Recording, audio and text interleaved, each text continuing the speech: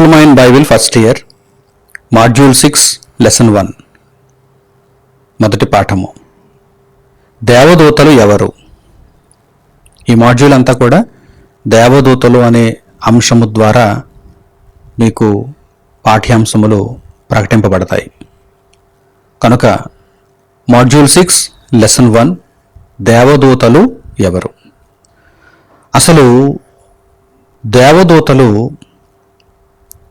ఆత్మల లేక మనుష్యుల లేక పదార్థాల?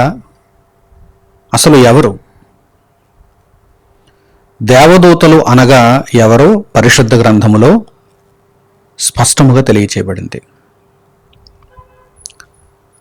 అసలు మొట్టమొదట ఆ పదాన్ని గూర్చి ఆలోచించండి, అక్షరార్థంగా ఆలోచించండి. దేవదూత, దేవదూత అంటే దేవుని దూత, దేవుని దూత. ఇక్కడ దేవుడు అనగానే పరలోకమందున్న కన్న తండ్రి అయిన దేవుడు.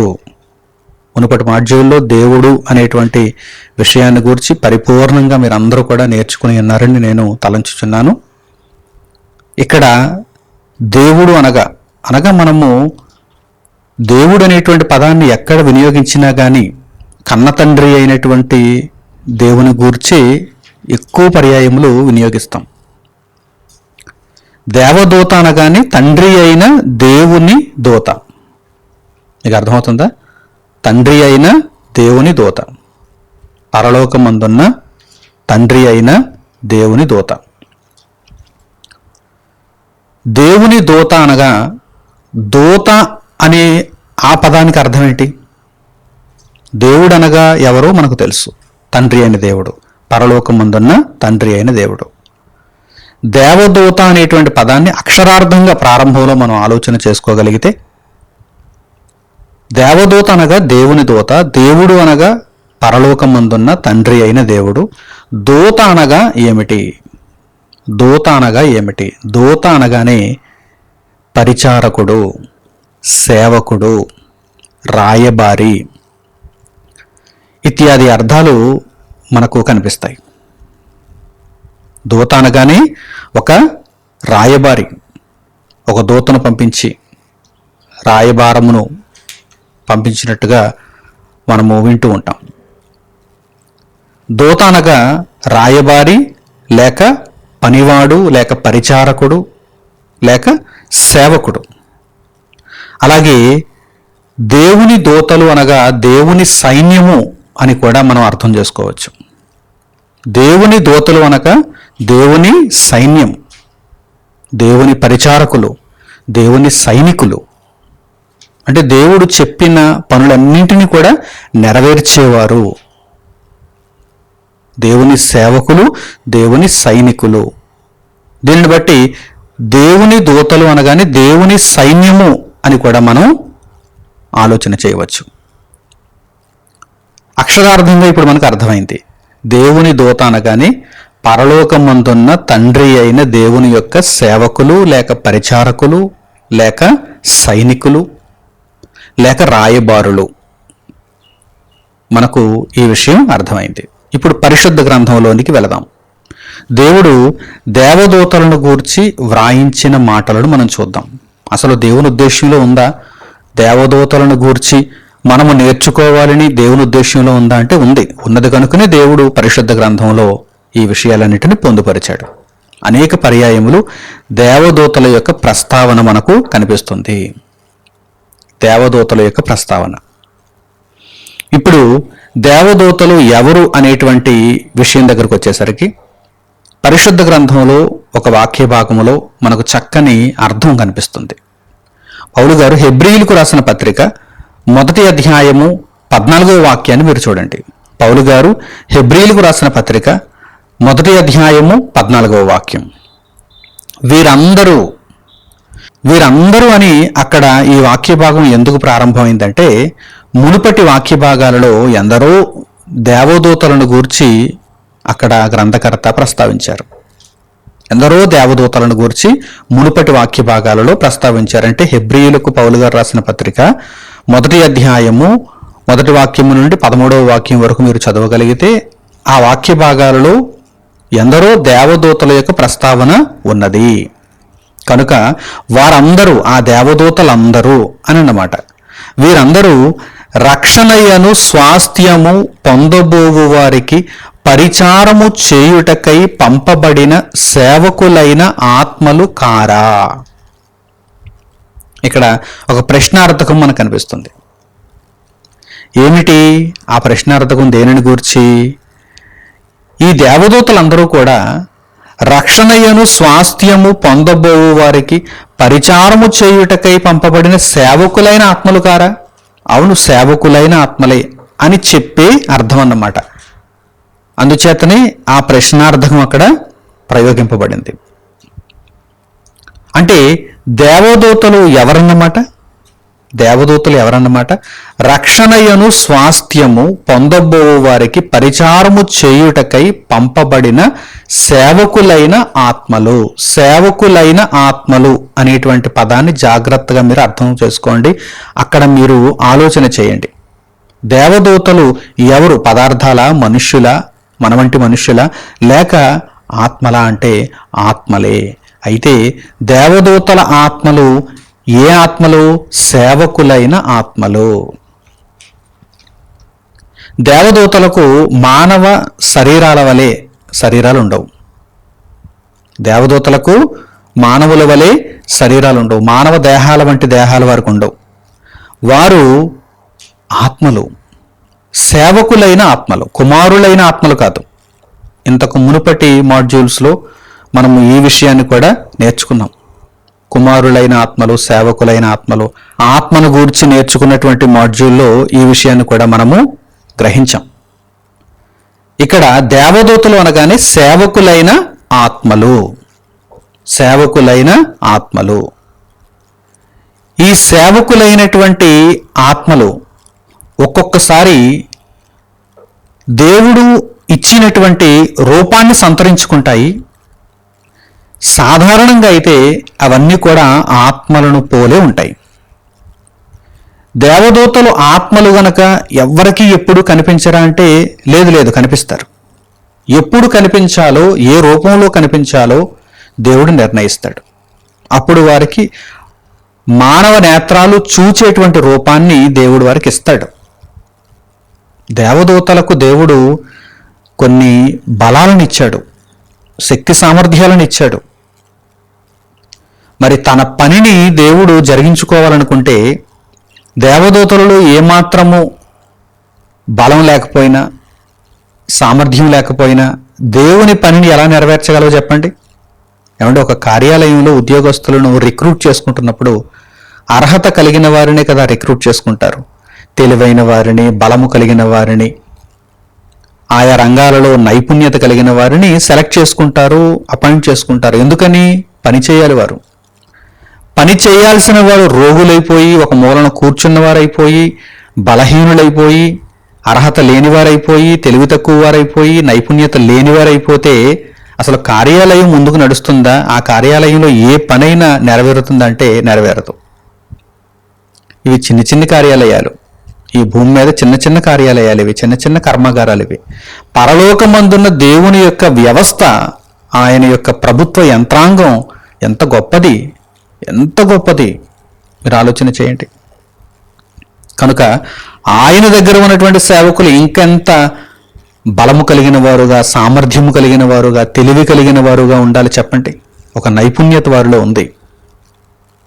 కనుక ప్రియులారా, దేవుడు వారికి మహిమనిచ్చాడు, గొప్పతనాన్ని ఇచ్చాడు. దేవుడు వారికి పనిని నెరవేర్చగలిగినటువంటి బలాన్ని ఇచ్చాడు, తెలివినిచ్చాడు, సామర్థ్యాన్ని ఇచ్చాడు. కనుక ఆయా ప్రదేశాలలో, ఆయా కాలాలలో, ఆయా పరిస్థితులలో దేవదూతలు రూపాలను సంతరించుకోగలవు. దేవుడు వారికి నిర్దేశించినటువంటి రూపాలను సంతరించుకోగలవు. అయితే ప్రాథమికంగా దేవదూతలు అందరూ కూడా ఆత్మలు, సేవకులైన ఆత్మలు. దేవదూతలందరూ సేవకులైన ఆత్మలు. ఈ దేవదూతలు ఎవరు? ఏం చేస్తారు అసలు? దేవదూతలు సేవకులైన ఆత్మలు కేవలము దేవుడు ఇచ్చినటువంటి పనిని మాత్రమే నెరవేరుస్తారా? ఇంకా ఏమైనా పనులుంటాయి వీరికి? వీరు దేవునిని స్తుతిస్తూ ఉంటారు. దేవునిని వీరు స్తుతిస్తూ ఉంటారు. పరలోకమందున్న దేవుడు అత్యంత మహనీయుడు, అత్యంత గొప్పవాడు. ఆయనను స్తుతిస్తూ ఉంటారు. న్యాయముగా ఆయనను స్తుతిస్తూ ఉంటారు, ధర్మముగా ఆయనను స్తుతిస్తూ ఉంటారు. ఈ పనిని కూడా దేవదూతలలో కొందరు కలిగి ఉంటారు. చూడండి, కీర్తనల గ్రంథానికి మనం వెళ్ళగలిగితే 148వ కీర్తన మొదటి వాక్యము నుండి మీరు చూడండి. 148వ కీర్తన మొదటి వాక్యము నుండి, యెహోవాను స్తుతించుడి, ఆకాశవాసులారా యెహోవాను స్తుతించుడి. ఆకాశవాసులారా అంటే ఆకాశంలో నివసిస్తున్న వారెవరు? ఆకాశంలో ఉంటున్న వారెవరు? నిత్యము నిరంతరము ఆకాశంలోనే మనుగడ కొనసాగిస్తున్న వారెవరు? దేవదూతలు. ఇక్కడ కీర్తనకారుడు వారిని ఉద్దేశించి మాట్లాడుతున్నాడు. ఆకాశవాసులారా యెహోవాను స్తుతించుడి. ఆకాశంలో ఉన్నవారు, మహాకాశములలో ఉన్నవారు, పరలోకములో ఉన్నవారు, మీరు యెహోవాను స్తుతించుడి. ఉన్నత స్థలముల నివాసులారా ఆయనను స్తుతించుడి. దేవుని స్తుతించుడి, పరమందున దేవుని స్తుతించుడి. ఎందుకంటే మీరు దేవుని దూతలు, దేవుని పరిచారకులు, దేవుని సేవకులు. ఆయన దూతలారా మీరందరూ ఆయనను స్తుతించుడి. ఆయన సైన్యములారా, సైనికులు, దూతలంటే దేవుని సైనికులు, ఆయన సైన్యములారా మీరందరూ ఆయనను స్తుతించుడి. మీరందరూ ఆయనను స్తుతించుడి. ఇంకా క్రింది మాటలు చూడండి, సూర్య చంద్రులారా ఆయనను స్తుతించుడి. అంటే సూర్య చంద్రులు కూడా ఏ కేటగిరీలోకి వచ్చారు? ఏ కోవలానికి వచ్చారు? సూర్య చంద్రులు కూడా దేవదూతల కోవలానికే వచ్చారు. దేవదూతలు వారందరూ. పరిశుద్ధ గ్రంథము ద్వారా ఈ మహాజ్ఞానాన్ని మనం తెలుసుకోవచ్చు. సూర్యుడు, చంద్రుడు, నక్షత్రాలు, గ్రహాలు ఇవన్నీ కూడా, వీరందరూ కూడా దేవదూతల యొక్క ప్రతిస్వరూపాలు. అందుచేతనే అన్నాను, దేవదూతలు అనేవి ప్రాథమికంగా సేవకులైన ఆత్మలు. ఈ సేవకులైన ఆత్మలు చేసే పనిని బట్టి దేవుడు వారికి రూపాన్ని ఇస్తూ ఉంటాడు, వారిలో ఆ గుణాన్ని పెడుతూ ఉంటాడు. సూర్య చంద్రులారా ఆయనను స్తుతించుడి, కాంతిగల నక్షత్రములారా మీరందరూ ఆయనను స్తుతించుడి. సూర్యుడు, చంద్రుడు, నక్షత్రాలు, గ్రహాలు ఇవన్నీ కూడా దేవదూతలే. మీరందరూ కూడా ఆయనను స్తుతించుడి, దేవుని స్తుతించుడి. తర్వాత పరమాకాశములారా, ఆకాశము పైనున్న జలములారా ఆయనను స్తుతించుడి. ఆకాశము దేవుని దూతే, జలములు కూడా దేవుని దూతలే. జలములు కూడా దేవుని దూతలే. అంటే నీరు, విస్తారమైనటువంటి జల ప్రవాహాలు, ఇవి కూడా దేవుని దూతల స్వరూపాలే. కనుక పరమాకాశములారా, ఆకాశము పైనున్న జలములారా ఆయనను స్తుతించుడి. యెహోవా ఆజ్ఞ ఇయ్యగా అవి పుట్టెను. ఇవన్నీ కూడా ఎవరి చేత సృష్టింపబడ్డాయి? దేవుని చేత. దేవుని ఆజ్ఞను బట్టి ఇవన్నీ పుట్టాయి. అవి యెహోవా నామమును స్తుతించునుగాక. అవి యెహోవా నామమును స్తుతించునుగాక. దేవుని వలన సృష్టింపబడిన పరిచారకులు, దేవుని వలన సృష్టింపబడిన సైనికులు, దేవుని వలన సృష్టింపబడిన సేవకులు, వీరందరూ కూడా దేవుణ్ణి స్తుతిస్తున్నారు. తర్వాత ఆయన వాటిని నిత్య స్థాయువులుగా స్థిరపరిచి ఉన్నాడు. ఆయన వాటికి కట్టడ నియమించెను, ఏదియు దానిని అతిక్రమింపదు. దేవుడు వీటిని అన్నిటిని కూడా నిత్య స్థాయువులుగా, ఏమంటే ఆత్మ అనేది ఒక శక్తి స్వరూపం. ఆత్మకు నాశనం లేదు, ఆత్మకు నాశనం లేదు. నిత్యము బాధలోనైనా ఉండొచ్చు, నిత్యము ఆనందంలోనైనా ఉండొచ్చు, కానీ నాశనం అనేది ఆత్మకైతే ఉండదు. ఈ విషయాన్ని ప్రతి ఒక్కరూ కూడా తెలుసుకోవాలి. దేవదూతలు ఆత్మలు, సేవకులైన ఆత్మలు. కనుక దేవదూతలు కూడా నాశనం కావు. దేవదూతలు నిత్యము ఉండేవి. అందుచేతనే ఇక్కడ వ్రాయబడిన మాటలు చూడండి, ఆయన వాటిని నిత్య స్థాయువులుగా స్థిరపరిచి ఉన్నాడు. ఆయన వాటికి కట్టడ నియమించెను, ఏదియో దాన్ని అతిక్రమింపదు. దేవుడు ఒక రూల్ పెట్టాడు, ప్రతి దేవదూతకు ఒక రూల్ పెట్టాడు. ఈ దేవదూతలు దేవుని యొక్క రూల్స్ అతిక్రమించవు, దేవుని రూల్స్ పాటిస్తూ ఉంటాయి, దేవుని యొక్క ఆజ్ఞలను నెరవేర్చుతూ ఉంటాయి. వీరు దేవదూతలు. అలాగే దేవుని ఆజ్ఞకు దేవదూతలు లోబడుదురు అనేటువంటి విషయాన్ని మరొక వాక్య భాగంలో మనం చూద్దాం. 103వ కీర్తన 20వ వాక్యాన్ని మీరు చూడండి. 103వ కీర్తన 20వ వాక్యం. యెహోవా దూతలారా, పాత నిబంధన గ్రంథంలో తండ్రి అయిన దేవుని గూర్చి ప్రయోగింపబడిన పదం యెహోవా. యెహోవా దూతలారా అంటే పరలోకమందున్న తండ్రి అయిన దేవుని దూతలారా అని అర్థం. యెహోవా దూతలారా, ఆయన ఆజ్ఞకు లోబడి ఆయన వాక్యము నెరవేర్చు బలసూరులారా ఆయనను సన్నుతించుడి. మీకు అర్థమవుతుందా? ఆయన ఆజ్ఞకు లోబడతాయి. ప్రతి దేవదూత కూడా దేవుని ఆజ్ఞకు లోబడవలసినదే. ఆయన ఆజ్ఞకు లోబడి ఆయన వాక్యము నెరవేర్చు బలసూరులు, ఆయన వాక్యము నెరవేర్చు బలసూరులు, మైటీ ఏంజల్స్, మహిమగల దూతలు. దేవుడు ఆ బలాన్ని, ఆ మహిమను వాటికిచ్చాడు. ఎందుకంటే ఆయన వాక్యమును నెరవేర్చాలి. మరి ఈ విధముగా మీరు దేవుణ్ణి సన్నుతించుడి అని ఈ వాక్య భాగంలో మనము చూస్తున్నాం. కనుక ప్రియులారా, దేవదూతలు అనగా దేవుని సేవకులైన ఆత్మలు, దేవుని పరిచారకులు, దేవుని స్తుతించేవారు, దేవుని స్తుతించేవారు. అలాగే నెహెమ్యా గ్రంథానికి మనం వెళ్ళగలిగితే దేవదూతలందరూ దేవుని సైన్యము అనే విషయం మనకు అక్కడ అర్థమవుతుంది. చూడండి, నెహెమ్యా గ్రంథము 9వ అధ్యాయము 6వ వాక్యాన్ని మీరు చూడండి. నెహెమ్యా గ్రంథము 9వ అధ్యాయము 6వ వాక్యం. నీవే అద్వితీయుడవైన యెహోవా, నీవే ఆకాశమును మహాకాశములను వాటి సైన్యమును భూమిని దానిలో ఉండునది అంతటిని సముద్రములను వాటిలో ఉండునది అంతటిని సృజించి వాటినన్నిటినీ కాపాడువాడవు. ఆకాశ సైన్యమంతయు నీకే నమస్కారము చేయుచున్నది. చూస్తారా, దేవదూతలందరూ కూడా దేవుడు ఇచ్చిన పనిని నెరవేర్చుచున్నారు. దేవునికి ఒక సైన్యముగా ఉండి నమస్కారము చేయుచున్నారు. వీరందరూ కూడా దేవుని వలన సృష్టింపబడ్డారు. వీరందరూ కూడా ఎవరి వలన సృష్టింపబడ్డారు? దేవుని వలన. దేవుడే దేవదూతలందరినీ కూడా సృష్టించాడు. దేవదూతలందరినీ దేవుడే సృష్టించాడు. కనుకనే ఇక్కడ వ్రాయబడిన మాటలు చూడండి. నీవే ఆకాశమును మహాకాశములను వాటి సైన్యమును భూమిని దానిలో ఉండినది అంతటిని సముద్రమును వాటిలో ఉండినది అంతటిని సృజించి వాటినన్నిటినీ కాపాడువాడవు. సృష్టించడం మాత్రమే కాదు, వాటినన్నిటినీ దేవుడు కాపాడుతున్నాడు. దేవదూతలందరినీ కూడా దేవుడు కాపాడుతున్నాడు అని కూడా ఈ వాక్య భాగంలో మనకు అర్థమవుతుంది. అలాగే పరిశుద్ధ గ్రంథంలో కొలస్సీయులకు పౌలు గారు రాసినటువంటి పత్రిక 1వ అధ్యాయము 16వ వాక్యాన్ని కూడా మీరు చూడండి.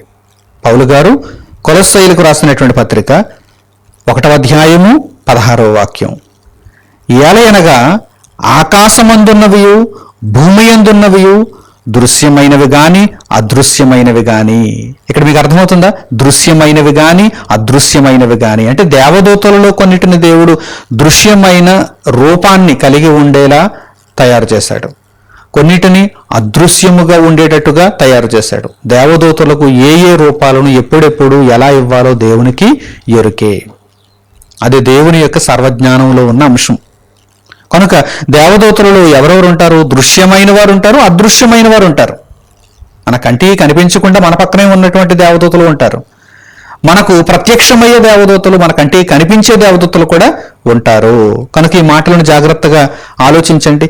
ఏలయనగా ఆకాశమందున్నవియు భూమి యందున్నవియు దృశ్యమైనవి గాని అదృశ్యమైనవి గాని అవి సింహాసనములైనను ప్రభుత్వములైనను ప్రధానులైనను అధికారములైనను సర్వమును ఆయన యందు సృజింపబడెను. సర్వము ఆయన ద్వారాను ఆయనను బట్టి సృజింపబడెను. ఆయన ఇక్కడ ఎవరు అనగానే యేసుక్రీస్తు ప్రభు, దేవుని కుమారుడైన యేసుక్రీస్తు ప్రభు. ఆయన ద్వారా ఈ సర్వము సృజింపబడ్డాయి. యేసుక్రీస్తు ప్రభువే వీటన్నిటి పుట్టుకకు మూలం. కలిగి ఉన్నదేది ఆయన లేకుండా కలుగలేదు. సమస్తము ఆయన మూలముగా కలిగాను, ఆయనను బట్టి కలిగాను, యేసుక్రీస్తు ప్రభువును బట్టి కలిగాను. కనుక ప్రియులారా, ఈ విషయాన్ని మీరు చక్కగా ఆలోచన చేయగలిగితే దృశ్యమైనవి కానీ అదృశ్యమైనవి కానీ ప్రధానులైన, ప్రభుత్వములైన, సింహాసనములైన ఇవన్నీ కూడా, అనగా దేవదూతలలో ప్రధానులు ఉంటారు, దేవదూతలలో శరాపులు ఉంటారు, మహాదూతలు ఉంటారు. వీరందరూ కూడా, మిగిలిన అందరు దూతలు కూడా యేసుక్రీస్తు ప్రభువును బట్టి సృజింపబడ్డారు. తండ్రి అయిన దేవుడు వీరందరినీ కూడా సృష్టించాడు. ఇప్పుడు పరిశుద్ధ గ్రంథంలో ఇంకా మనము ఈ విషయాన్ని గురించి ఆలోచన చేయగలిగితే, దేవదూతలు ఏ ఏ స్వరూపాలలో మనకు కనిపిస్తున్నారు, ఈ విషయాన్ని గురించి మనం నేర్చుకుందాం. మన కళ్ళ ముందు దేవుడు దృశ్యమైనవిగా, అదృశ్యమైన వాటిని మనం చూడలేం. దృశ్యమైనవిగా దేవుడు ఏ ఏ దేవదూతలను ఏ ఏ స్వరూపాలలో ఉంచాడు, ఈ విషయాన్ని దేవుడు ఎక్కడెక్కడ తెలియజేశాడు అనేటువంటి సంగతిని మనం ఇప్పుడు ఆలోచన చేద్దాం. మన చుట్టూ మనకు కనిపిస్తున్నటువంటి వెలుగు, అలాగే ఆకాశము, భూమి యందున్నటువంటి అనేక కృత్యములు, దేవుని పనులు, అలాగే జలములు, మేఘములు, గాలి, మిగిలిన వాయువులు, అగ్ని జ్వాలలు, ఇవన్నీ కూడా దేవుని యొక్క దూతల ప్రతిస్వరూపాలే. మీకు అర్థమవుతుందా? ఈ సకల చరాచర సృష్టిలో మనిషిలో ఉన్నటువంటి దేవుని ఆత్మ, వీరిని మినహాయిస్తే మిగిలిన ప్రతిదీ కూడా, ఒక పదార్థం కావచ్చు, ఒక జీవి కావచ్చు, ఒక చెట్టు కావచ్చు, ఒక నీరు కావచ్చు, ఒక వాయువు కావచ్చు, నేల మట్టి కావచ్చు, ఆకాశం కావచ్చు, గ్రహాలలో మిగిలినది ఏదైనా కావచ్చు, నక్షత్రాలు కావచ్చు, ఎవరినైనా సరే మీరు ఆలోచన చేస్తే, దేనినైనా మీరు ఆలోచన చేస్తే అవన్నీ కూడా దేవదూతల యొక్క ప్రతిస్వరూపాలే. ప్రతిదానిని గూర్చి దేవుడు చెప్పడం వీలు పడదు.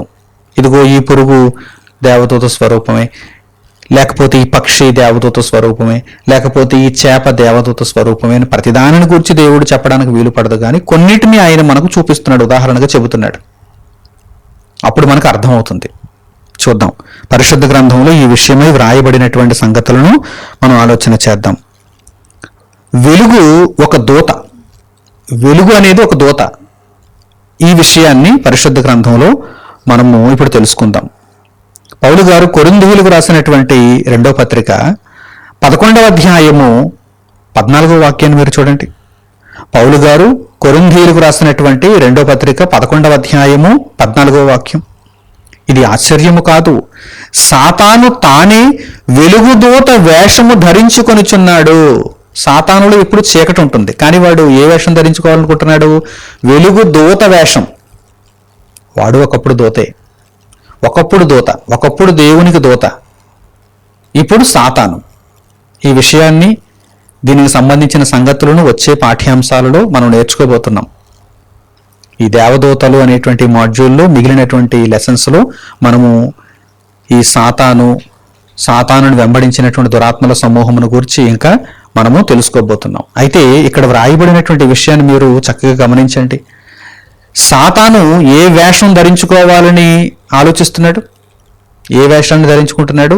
వెలుగుదూత వేషము. వెలుగుదూత అంటే వెలుగుకు ఒక దూత ఉంది.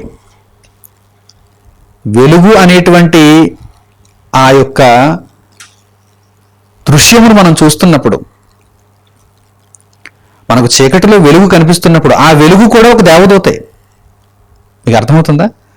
వెలుగు కూడా ఒక దేవదూతే. దేవుడు వెలుగును ఒక దూతకు స్వరూపంగా ఇచ్చాడు. వెలుగుదూత అనేది ఉంది. వెలుగుదూత, ఈ వెలుగుదూత వేషాన్ని ధరించుకుంటున్నాడు వీడు. సాతాను చీకటితో ఉంటాడు, ఇప్పుడు అంధకార క్రియలు వీడివన్నీ. వెలుగుదూత వేషం ధరించుకుంటున్నాడంటే మభ్యపరచడానికి. నేను కూడా దేవుని నుండే వచ్చాను, దేవుని తరపున పంపబడ్డాను, నా మాటలు వినండి అని కొంతమందిని మోసగించి వాడు వెనక్కి తీసుకుని వెళ్ళిపోవడానికి వెలుగుదూత వేషం ధరించుకుంటున్నాడు. అదే చెబుతున్నాడు అక్కడ పౌలు గారు. చాలా మంది దొంగ అపొస్తలులు అయిపోతున్నారు, దేవుని వాక్యాన్ని తప్పుగా బోధిస్తున్నారు.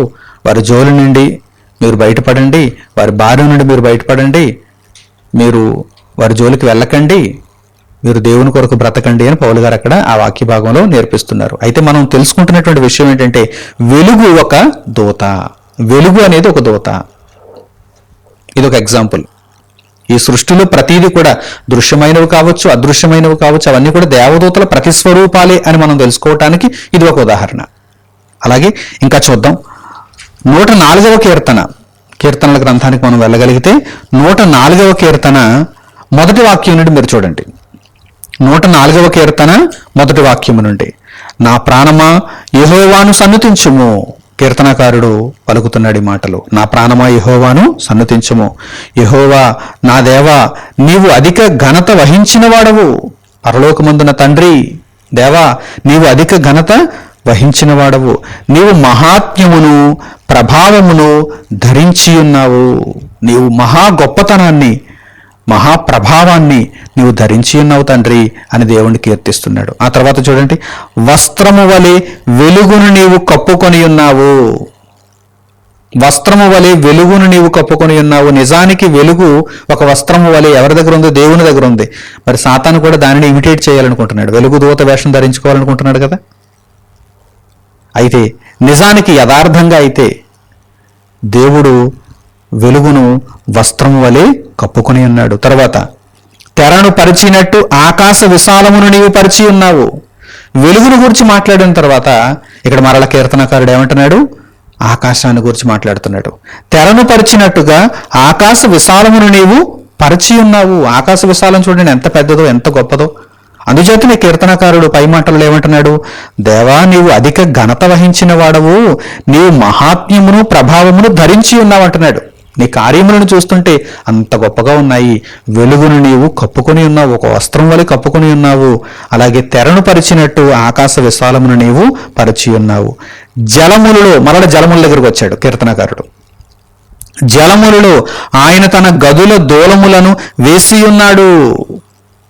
జలములలో ఆయన తన గదుల దూలములను వేసి ఉన్నాడు.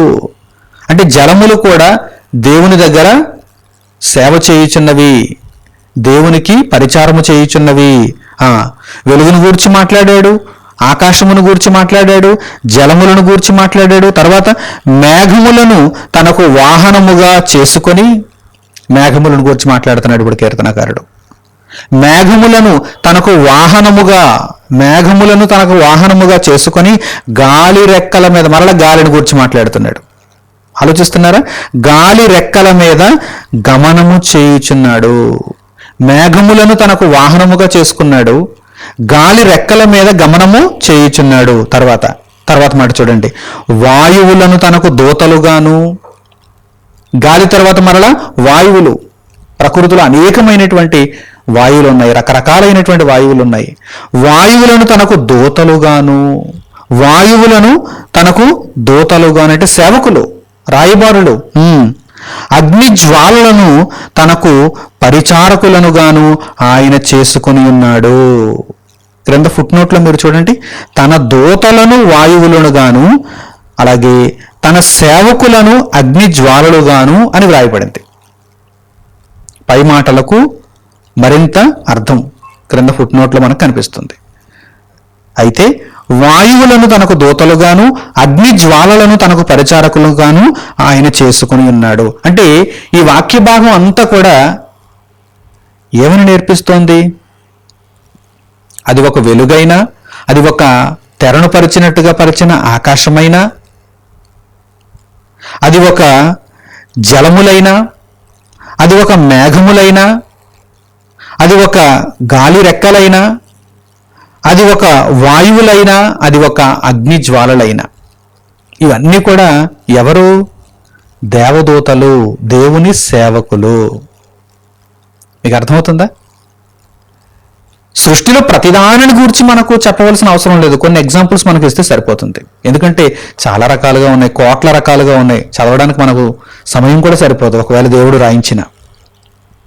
ప్రతిదానిని గురించి ఇదిగో ఇది దేవదూత, అది దేవదూత, అది దేవదూత, ఇది దేవదూత అని దేవుడు ఒక్కొక్క దానిని గురించి వివరిస్తూ వ్రాయిస్తే అలా వ్రాయబడినటువంటి పుస్తకాలకు చోటు సరిపోదు, చదవడానికి మనకు జీవితకాలం సరిపోదు.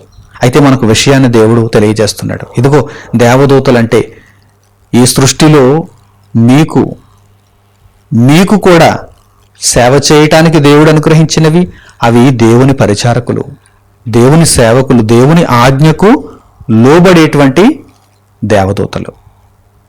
వాటిని మనకు కూడా దేవుడు సేవ చేయమని ఉంచుతున్నాడు.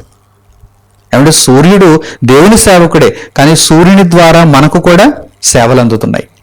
ఆ వెలుగు, ఆ వేడిమి, మనము ఆ ఫలాన్ని పొందుతున్నాం కదా దేవుని కృపను బట్టి.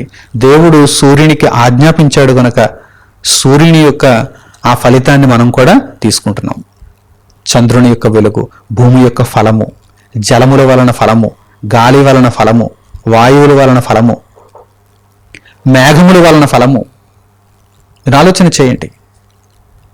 అగ్ని జ్వాలల వలన ఫలము, వాయువులు, అగ్ని జ్వాలలు, మేఘములు, జలములు, ఆకాశము, భూమి, వెలుగు, ఇవన్నీ కూడా దేవదూతల ప్రతిస్వరూపాలు, దేవుని యొక్క దూతలే. దేవదూతలు ఎవరు అనగానే ఇదిగో ఈ సమాధానాన్ని అంతటిని కూడా మీరు గ్రహించాలి. వీరందరూ కూడా దేవుని దూతలే. అలాగే ప్రకటన గ్రంథంలో జలముల దేవదూత మనకు కనిపిస్తుంది.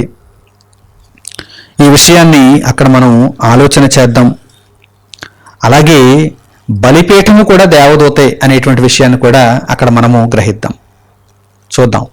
ప్రకటన గ్రంథము 16వ అధ్యాయము 6-7 వాక్యాలను చూడండి. ప్రకటన గ్రంథము 16వ అధ్యాయము 6-7 వాక్యములు. దీనికి వారు పాత్రులే, నీవు ఎలాగూ తీర్పు తీర్చితివు గనుక నీవు న్యాయవంతుడువని జలముల దేవదూత చెప్పగా వింటిని. చాలా స్పష్టంగా ఇక్కడ రాయబడింది చూడండి, జలముల దేవదూత చెప్పగా వింటిని అని గ్రంథకర్త రాస్తున్నారు. అలాగే తర్వాత మాట, అందుకు అవును ప్రభువా, దేవా, సర్వాధికారి, నీ తీర్పులు సత్యములను న్యాయములునై ఉన్నవని బలిపీఠము చెప్పుట వింటిని. బలిపీఠం కూడా మాట్లాడుతుంది. బలిపీఠము కూడా దేవదూతే. బలిపీఠము కూడా దేవదూతే. అంటే సృష్టిలో, సకల చరాచర సృష్టిలో దృశ్యమైనటువంటి పదార్థాలు ఉన్నాయి, దృశ్యమైనటువంటి జీవులున్నాయి, అదృశ్యమైనటువంటివి కూడా ఉన్నాయి. ఇవన్నీ కూడా దేవదూతల యొక్క ప్రతిస్వరూపాలే. జలముల దేవదూత, జలముల దేవదూత అంటే జలములన్నింటికీ ఒక దేవదూత ఉంది. జలముల దేవదూత, బలిపీఠము కూడా దేవదూతే. అంటే ఇవి కొన్ని ఉదాహరణలు, కొన్ని ప్రస్తావించబడ్డాయి. వాటిని ప్రస్తావించడం ద్వారా దేవుడు ఏం చెప్పాలనుకుంటున్నాడంటే మిగిలినవన్నీ కూడా దేవదూత స్వరూపాలే. మిగిలినవన్నీ కూడా దేవదూత స్వరూపాలే. వాటి వాటి స్థాయిలో నేను వాటిని నియమించాను అని దేవుడు అంటున్నాడు. ఎవరికి ఏ పనిని అప్పగించాలో ఆ పనిని దేవుడు అప్పగించాడు. అన్నీ ఒకే స్థాయిలో ఉండవు. కొన్ని ప్రధానులుగా ఉంటాయి, కొన్ని మహాదూతలుగా ఉంటాయి, కొన్ని సామాన్యమైనటువంటి పనులు చేసేవిగా ఉంటాయి. వీటన్నిటిని ఈ విధముగా దేవుడు సృష్టించాడు. దేవదూతలు అనగా దేవుని యొక్క సేవకులైన ఆత్మలు. ఆ దేవుని యొక్క సేవకులైన ఆత్మలు ఏ విధంగా ఉంటారో ఇప్పుడు మీరు నేర్చుకున్నారు. ఇంతవరకు మీరు నేర్చుకున్నారు. ఇక మరొక ముఖ్యమైనటువంటి విషయం ఏంటంటే, దేవదూతలకు దేవుడు అధిక శక్తిని ఇచ్చాడు గనక దేవదూతలను కూడా మేము ఆరాధించవచ్చా? దేవదూతలను కూడా సహాయం అడగవచ్చా? దేవదూతలను కూడా పూజించవచ్చా? దేవదూతలపై కూడా మేము ఆధారపడవచ్చా? దేవుణ్ణి వదిలేసి, దేవుణ్ణి మర్చిపోయి ఈ దేవదూతలను మేము మచ్చిక చేసుకోవచ్చా అంటే కుదరని పని. ఎందుకంటే దేవదూతలు ఆరాధనకు పాత్రులు కారు. దేవదూతలకు దేవుడిచ్చిన పేరులోనే ఉంది, అవి సేవకులు, సేవకులైన ఆత్మలు. సేవకులను ఎవరైనా పూజించాలనుకుంటారా? సేవకులను ఎవరైనా పూజించాలనుకుంటారా? మీకు ఎగ్జాంపుల్ చెప్తాను. ఒక కార్యాలయంలో ఉద్యోగస్తులు ఉన్నారు. ఒక కార్యాలయంలో చాలామంది ఉద్యోగస్తులు ఉన్నారు. ఆ ఉద్యోగస్తులు చక్కగా ఉద్యోగం చేసుకుంటూ ధనాన్ని సంపాదించుకుంటున్నారు కనుక ఆ ఉద్యోగస్తులు ఎవరో ఒకరి దగ్గరికి వెళ్ళి నాకు ఒక ఉద్యోగం ఇప్పించండి, మీరు ఆమోదించండి అంటే కుదురుతుందా? కార్యాలయం ఆమోదించాలి. కార్యాలయం ఒక ప్రొసీజర్ పెడుతుంది, ఒక విధానం ఉంటుంది కార్యాలయానికి. ఇదిగో రిక్రూట్మెంట్. ఈ రిక్రూట్మెంట్లో ఒక ఎంట్రన్స్ ఎగ్జామినేషన్ ఉంటుంది, లేకపోతే ఒక ఇంటర్వ్యూ ఉంటుంది, లేకపోతే ఒక స్కిల్ టెస్ట్ ఉంటుంది. ఇవి మీరు పాస్ అయితే మీకు ఉన్నటువంటి అర్హతలను బట్టి మీకు ఉద్యోగం ఇస్తామని చెప్పేసి కార్యాలయంలో ఉన్నటువంటి ఖాళీలను బట్టి వారి దగ్గర ప్రొసీజర్ ఉంటుంది. అంతే తప్ప కార్యాలయంలో పనిచేస్తున్నటువంటి ఉద్యోగస్తులందరికీ కూడా ఎవరిని పడితే వారిని రిక్రూట్ చేసేసుకునేటువంటి అధికారాలు వీరికి ఇచ్చేస్తే ఇక వీరు అందరినీ రిక్రూట్ చేసుకోవాలని చూస్తారు, డబ్బులు తీసుకుని అందరినీ రిక్రూట్ చేసుకోవాలని చూస్తారు. అది కుదురుతుందా? సాధ్యమయ్యే పనా? అలాగే దేవుడు దేవదూతలకు విశిష్టమైనటువంటి అధికారాలను ఇచ్చినప్పటికీ దేవదూతలు ఆరాధనకు పాత్రులు కారు. దేవదూతల ద్వారా మనం పరలోకానికి వెళ్ళలేము. దేవదూతలను నమ్మి వీరి యందు విశ్వాసం ఉంచి మనము భక్తిలో కొనసాగలేము. అది భక్తిహీనత అవుతుంది, అది దుర్మార్గత అవుతుంది, అది దేవుని వాక్యమునకు వ్యతిరేకం అవుతుంది. దేవుని వాక్యాన్ని మీరు అతిక్రమించిన వారు అవుతారు దేవదూతలను గనక ఆరాధించిన వారైతే. ఈ విషయాన్ని పరిశుద్ధ గ్రంథంలో ఇప్పుడు మనం చూద్దాం. పౌలు గారు కొలస్సీయులకు రాసినటువంటి పత్రిక 2వ అధ్యాయము 18వ వాక్యం నుండి మీరు చూడండి. పౌలు గారు కొలస్సీయులకు రాసినటువంటి పత్రిక 2వ అధ్యాయము 18వ వాక్యం నుండి, అతి వినయాసక్తుడై దేవదూత ఆరాధన యందు ఇచ్చ కలిగి. కొంతమంది వ్యక్తులు ఎటువంటి వారు ఉంటారు, దేవదూత ఆరాధన యందు ఇష్టము కలిగిన వారు కొందరు ఉంటారు కనుకనే దేవుడు రాయించాడు, ఇదిగో ఉంటారు జాగ్రత్త, అలా మీరు ఉండకండి అని దేవుడు రాయించాడు. చూడండి, అతి వినయాసక్తుడై దేవదూత ఆరాధన యందు ఇచ్చ కలిగి తాను చూచిన వాటిని గూర్చి, మూల భాషలో చూడని వాటిని గూర్చి, చూచిన వాటిని గూర్చైనా చూడని వాటిని గూర్చైనా గొప్పగా చెప్పుకొనుచు, తన శరీర సంబంధమైన మనస్సు వలన ఊరక ఉప్పొంగుచు, శిరస్సును హత్తుకొనని వాడెవడును, శిరస్సు అనగా యేసుక్రీస్తు ప్రభువు, ఆయనను హత్తుకొనని వాడెవడును మీ బహుమానమును అపహరింపనీయకుడి. ఆ శిరస్సు మూలముగా సర్వశరీరము కీళ్ల చేతను నరముల చేతను పోషింపబడి అతుకబడినదై దేవుని వలన కలుగు వృద్ధితో అభివృద్ధి పొందుచున్నది. మనము దేవునిలో ఎదగాలంటే యేసుక్రీస్తు ప్రభువును హత్తుకోవాలి తప్ప దేవదూతలను కాదు. అలా దేవదూత ఆరాధన యందు ఇచ్చగలిగినటువంటి వారిని కాదు. ఆ దేవదూత ఆరాధన యందు ఇచ్చగలిగిన వారు చూడండి, శరీర సంబంధమైనటువంటి మనసుతో ఊరకు ఉప్పొంగుచ్చు, చూచిన వాటిని గురించి చూడని వాటిని గురించి ఏవేవో డాబులు డంబాలు చెప్పుకుంటూ వారు వ్యర్థమైనటువంటి ప్రవర్తనతో ఉంటారు, అతి వినయాసక్తులుగా ఉంటారు. అటువంటి వారికి మీరు దూరంగా ఉండాలి. యేసుక్రీస్తు ప్రభువును మీరు వెంబడించాలని ఇక్కడ దేవుని వాక్యము సెలవిస్తుంది. కనుక దేవదూత ఆరాధన అనేది దేవుని నుండి మిమ్మల్ని వేరు చేస్తుంది, దేవునికి భిన్నంగా నడువ చేస్తుంది. అది సాతాను యొక్క ప్రక్రియ. దేవదూతలు దేవుని యొక్క ఆజ్ఞకు లోబడువారు, దేవుని మాటను బట్టి మనకు సేవ చేస్తున్నారు కనుక మనం దేవునికి లోబడాలి. దేవదూతల సేవలు అందుకోవాలి, దేవునికి లోబడాలి. అంతే తప్ప దేవదూతలు మనకు సేవలు అందిస్తున్నాయి కదా అని చెప్పి దేవదూతలు వాటంతట అవే అందిస్తున్నాయి అనుకోండి, దేవుని యొక్క బలం లేకుండా, దేవుని యొక్క మహిమ లేకుండా వాటంతట అవే మనకు సేవలు అందిస్తున్నాయి అనుకోండి, అప్పుడు మీరు ఆలోచించిన ఒక అర్థం ఉంది. వాటంతట అవి చేయలేవే, ఏదైనా దేవుని యొక్క ఆజ్ఞ కనుక మనము దేవునికి కృతజ్ఞతలు చెల్లించాలి. వర్షం పడింది అనుకోండి, దేవునికి కృతజ్ఞతలు. ఎండ కాసిందనుకోండి, దేవునికి కృతజ్ఞతలు.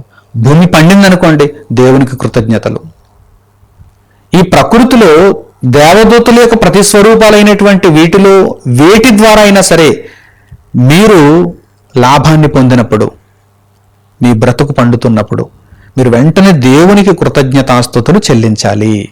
అంతే తప్ప దేవదూత ఆరాధనలోనికి వెళ్ళిపోకూడదు, దేవదూతలకు పూజలు చేయకూడదు, దేవదూతలను నమ్మకూడదు. మీరు దేవదూతలకు భక్తులు కాదు, దేవునికి భక్తులు. అప్పుడు దేవదూతలు కూడా సంతోషిస్తూ మీకు సేవ చేస్తాయి. దేవదూతలకు పోని మీరు నమస్కారం చేశారనుకోండి, దేవదూతలకు మీరు పూజ చేశారనుకోండి, దేవదూతలు కూడా ఏమనుకుంటున్నాయి ఇప్పుడు మీరు చూడండి, అంగీకరిస్తున్నాయా? ఎందుకంటే దేవదూతలు దేవుని సేవకులు కదా, దేవుని వాక్యాన్ని నెరవేర్చేటువంటి బలసూరులు కదా, వారు కూడా అంగీకరించరు. మీరు ఆరాధనలు చేస్తున్నా, మీరు పూజలు వాటికి చేస్తున్నా వారు అంగీకరించరు. ఆ విషయాన్ని కూడా మీరు చూడండి. ప్రకటన గ్రంథము 19వ అధ్యాయము 9వ వాక్యం నుండి మీరు చూడండి, మీకు ఈ విషయం అర్థమవుతుంది. ప్రకటన గ్రంథము 19వ అధ్యాయము 9వ వాక్యం నుండి, మరియు అతడు నాతో ఎలాగూ చెప్పెను, గొర్రెపిల్ల పెండ్లి విందుకు పిలువబడిన వారు ధన్యులని వ్రాయుము, మరియు ఈ మాటలు దేవుని యథార్థమైన మాటలని నాతో చెప్పెను. ఒక దేవదూత ఇదిగో యోహాను గారికి దర్శనంలో ఈ మాటలను చెప్పారు. గొర్రెపిల్ల పెండ్లి విందుకు పిలువబడిన వారు ధన్యులని వ్రాయము, మరియు ఈ మాటలు దేవుని యథార్థమైన మాటలని యోహాను గారితో చెప్పాను. అందుకు నేను అతనికి నమస్కారము చేయుటకై అతని పాదముల ఎదుట సాగిలపడగా. ఇంత గొప్ప మాటలు చెప్పినందుకు ఇదిగో అతని పాదముల ఎదుట అతనికి నమస్కారము చేయుటకు సాగిలపడగా అతడు ఏమంటున్నాడు చూడండి, అతడు వద్దు సుమీ, నేను నీతోనూ యేసును గూర్చిన సాక్ష్యము చెప్పు నీ సహోదరులతోనూ సహదాసుడను, నేను కూడా సేవకుడనే. నీవేలాగూ దేవునికి సేవకుడవో నేను కూడా దేవునికి సేవకుడనే, సహదాసుడను. దేవునికే నమస్కారము చేయుము, యేసును గూర్చిన సాక్ష్యము ప్రవచన సారమని నాతో చెప్పెను. మూల భాషలో ప్రవచన ఆత్మయని నాతో చెప్పెను అని యోహాను గారు ఇక్కడ తెలియజేస్తున్నారు. ఈ విషయాన్ని దేవుడు ఎందుకు రాయించాడు ఇక్కడ? యోహాను గారు ఒక దూతకు సాగిలపడటం, దూతేమో వద్దు సుమి, నాకు సాగిలపడవద్దు, నాకు నమస్కరింపవద్దు, దేవునికే నమస్కారము చేయుము, ఎందుకంటే నేను నీతో పాటు సహదాసుడను, నేను దేవుని కార్యములను నెరవేర్చే దాసుడను. ఇదిగో నేను నీతోనూ యేసును గూర్చిన సాక్ష్యము చెప్పు నీ సహోదరులతోనూ సహదాసుడను, మీతో పాటు నేను కూడా సేవకుడనే. మీరు కుమారులైన ఆత్మలు ఈ బ్రతుకు కాలమంతా చక్కగా మీరు దేవుని సేవను పూర్తి చేసుకుంటే నిత్యత్వాన్ని పొందుతారు. ఇదిగో మీకు ఈ విషయాలను చెప్పమని దేవుడు నన్ను పంపించాడు, నేను మధ్యలో సేవకుణ్ణి మాత్రమే అని ఆ దూత ఒప్పుకుంటున్నట్టుగా యోహాను గారు సాగిలపడు, నాకు నమస్కారం చేయి అని అంగీకరించేటువంటి మనస్సు లేనట్టుగా మనకు కనిపిస్తుంది. కనుక దేవదూతలు ఎవ్వరూ కూడా మీరు పూజలు మీరు చేసుకోవచ్చు, ఆరాధనలు మీరు చేసుకోవచ్చు, కానీ దేవదూతలు ఎవరు కూడా వాటిని స్వీకరించడం లేదు, అంగీకరించడం లేదు. చూస్తారా? కనుక దేవదూత ఆరాధనలోనికి ఏ ఒక్కరూ కూడా ఎట్టి పరిస్థితుల్లో కూడా వెళ్ళకూడదు. ఎప్పుడు వెళ్ళరు? దేవదూతలను గురించి విషయాలని అర్థమైనప్పుడు వెళ్ళరు, అర్థం కానప్పుడు గుడ్డెద్దుల్లో వెళ్ళిపోతుంటారు. ఒక గుడ్డి ఎద్దు చేలో పడినట్టుగా ఈరోజు మానవ ప్రపంచం ఉంది. దేవదూతలను గురించి ఏమైనా తెలుసా? ఇదిగో ప్రారంభపు పాఠంలోని ఎన్ని విషయాలు మనకు అర్థమవుతున్నాయి చూడండి. ఇంకా వచ్చే పాఠాలలో మొత్తంగా ఈ 10 పాఠాలలో కూడా పరిపూర్ణమైనటువంటి సంగతులను, దేవదూతలను గూర్చి దేవుడు వ్రాయించినటువంటి సంగతులను మనం నేర్చుకోబోతున్నాం. ఈ విషయాలన్నీ అర్థం చేసుకోగలిగితే ఏ ఒక్కరూ కూడా దేవదూతలకు పూజలు చేయరు, దేవదూతలకు నమస్కారం చేయరు, దేవదూతలను నమ్ముకోరు, దేవదూతలను ఆశ్రయించరు, దేవునినే ఆశ్రయిస్తారు, దేవుని కొరకే బ్రతుకుతారు. దేవదూతలే చెబుతున్నారు, ఇదిగో దేవునికి నమస్కారం చేయండి, మాకు కాదు. కనుక ప్రియులారా, దేవదూతలు ఎవరు అనేటువంటి విషయం దగ్గరకు వచ్చేసరికి ప్రాథమిక సంగతులన్నిటినీ కూడా మీరు ఇప్పటి వరకు నేర్చుకున్నారు. ఈ సంగతులన్నిటినీ కూడా హృదయంలో భద్రపరుచుకున్నవారై దేవుడు వివిధమైనటువంటి ప్రతిస్వరూపాలుగా దేవదూతలను సృష్టించాడని, దేవుడు ప్రారంభపు కాలంలోనే సృష్టిని దేవుడు తయారు చేస్తున్నప్పుడే వీరందరినీ కూడా దృశ్యమైనవిగా అదృశ్యమైనవిగా తయారు చేశాడని, దేవుని యొక్క సేవను జరిగించుటకు, దేవుని స్తుతించుటకు, దేవుని పరిచారకులుగా, దేవుని సైనికులుగా, దేవుని ఆజ్ఞను నెరవేర్చే బలసూరులుగా దేవదూతలందరూ ఉన్నారని ఇప్పటి వరకు మీరు గ్రహించారు. కనుక దేవుని వాక్యములు మీరందరూ స్థిరపడి ఎటువంటి భిన్నాభిప్రాయాలలోనికి మీరు వెళ్ళిపోకుండా, భిన్నమైన బోధల తట్టు మీరు తిప్పబడకుండా సత్యమందు నిలిచేవారుగా చివరి వరకు మీరు భక్తిని కొనసాగించుకోవాలని నేను హృదయపూర్వకంగా కోరుకుంటూ ఈ పాఠ్యాంశమును ఇంతటితో నేను ముగిస్తున్నాను. మన తండ్రి అయిన దేవుని ప్రేమ, మన రక్షకుడైన యేసుక్రీస్తు వారి కృప, పరిశుద్ధాత్ముని అన్యోన్య సహవాసము మనందరికీ సదాకాలము తోడై మనలను నడిపించునుగాక. ఆమేన్. తండ్రి అయిన దేవునికి ప్రార్థనలు ఏకీభవించండి.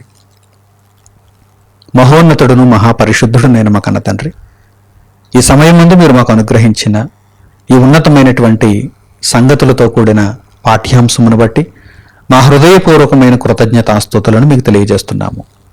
నాయనా దేవ, మీ అద్భుతమైనటువంటి సృష్టి కార్యము ఎంతో విశిష్టమైనది, ఎంతో గంభీరమైనది.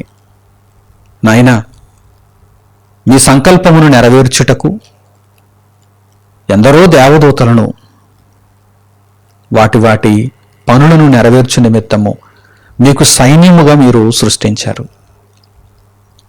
సేవకులైనటువంటి ఈ ఆత్మలను గూర్చి పరిశుద్ధ గ్రంథములో మీరు వ్రాయించిన మాటల మేరకు మహాజ్ఞానపు సంగతులను నేర్చుకొనుటకు మా హృదయములను తెరచుచున్నందుకు మీకు మా హృదయపూర్వకమైన కృతజ్ఞతాస్తుతులను తెలియజేస్తున్నాము. మీ మాటలను శ్రద్ధతో స్వీకరించి వాటి ప్రకారము మేము నడుచుకుంటూ కేవలము మీకే ఆరాధనను మేము చేయువారముగా, మీ సేవను జరిగించేవారముగా, మా జీవితకాలం అంతయు శిరస్సును అనగా యేసుక్రీస్తు ప్రభువును హత్తుకొని ఆత్మయందు అభివృద్ధి పొందేవారముగా ఉండగలుగుటకు మమ్మల్ని దీవించండి.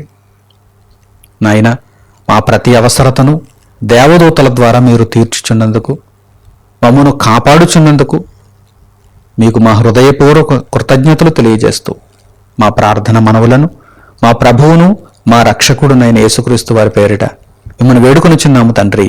ఆమెన్. అందరికీ వందనములు. సెలవు.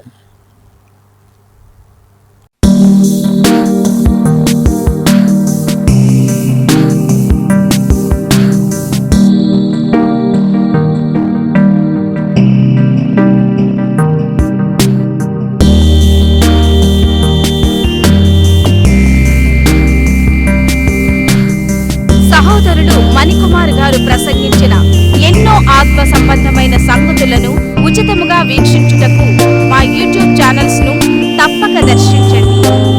మా సమాచారమును ఎప్పటికప్పుడు తెలుసుకుని ఆత్మీయాభివృద్ధి నొందవలనంటే మా యూట్యూబ్ ఛానల్స్ ను సబ్స్క్రైబ్ చేసుకోండి. సత్వర నోటిఫికేషన్ల కొరకు సబ్స్క్రైబ్ బటన్ ప్రక్కనే ఉన్న బెల్ సింబల్ ను క్లిక్ చేయండి. మరిన్ని వివరములకు మీరు సంప్రదించవలసిన మా ఫోన్ నెంబర్స్ 8978414178 మరియు 83392766. ధన్యవాదములు. ఈ కార్యక్రమమును అనేక మందికి పరిచయం చేయగలరని ఆశిస్తున్నాము. ప్రభువైన యేసుక్రీస్తు పేరిట మీకు శుభములు.